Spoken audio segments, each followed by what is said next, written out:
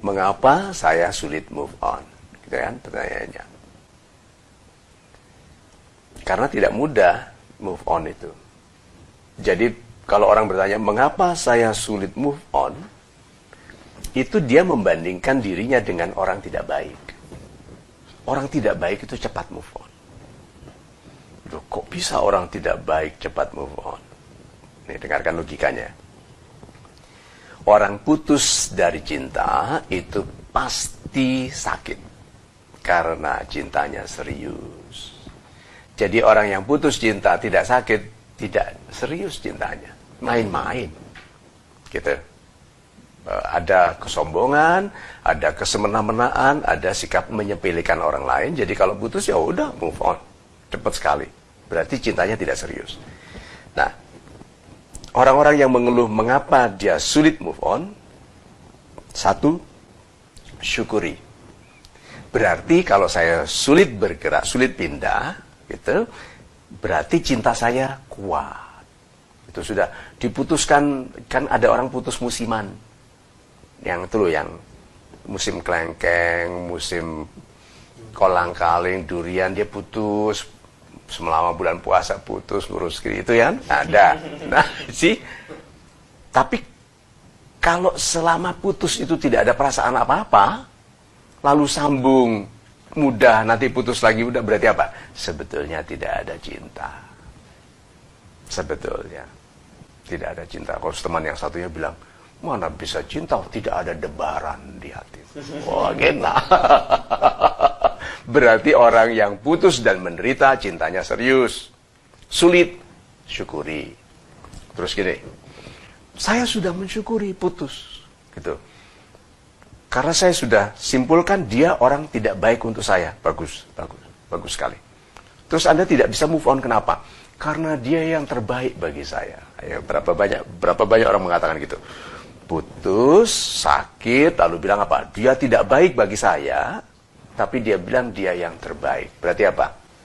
Orang yang tidak bisa move on ini menganggap dirinya sangat rendah sekali, sampai pengkhianat pun dianggapnya yang terbaik. Jadi orang-orang yang sulit move on, di samping mensyukuri sulitnya move on, harus melihat bahwa dirinya sangat tidak cerdas.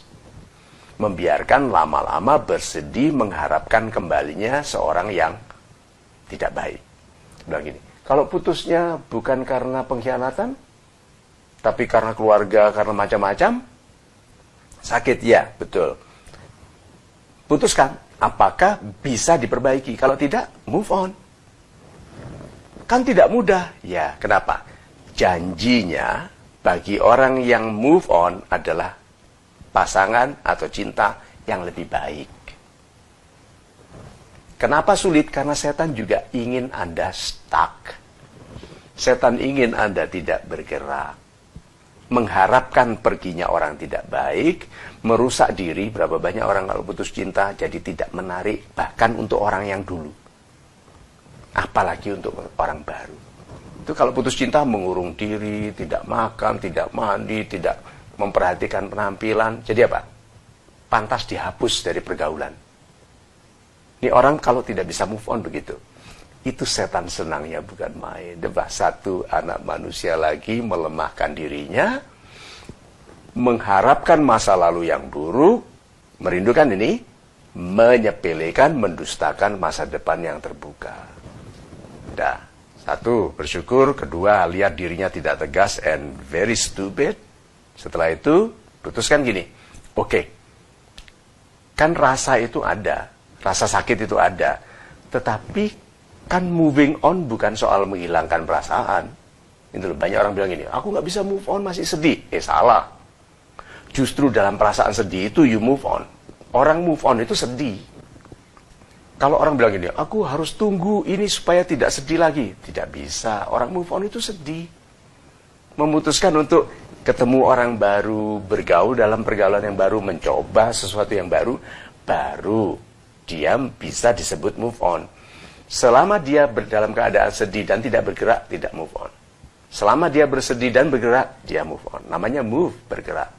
So, anjurannya, jauhi yang membuat Anda mengingat-ingat kembali keadaan yang Anda rindukan dulu.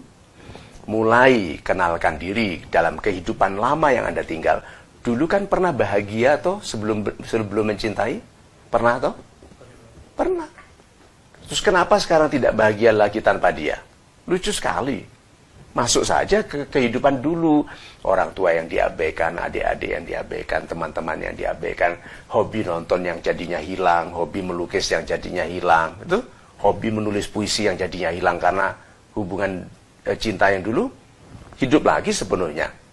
Nah, banyak orang tidak hidup lagi sepenuhnya seperti dulu waktu dia bahagia tanpa kekasihnya itu.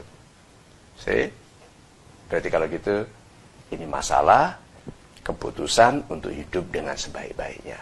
Jadi bukan menunggu perasaan itu hilang, dalam perasaan sedih itu move on. Lakukan sesuatu yang membuat Anda menemukan kembali bahwa Anda bisa berbahagia hidup tanpa dia.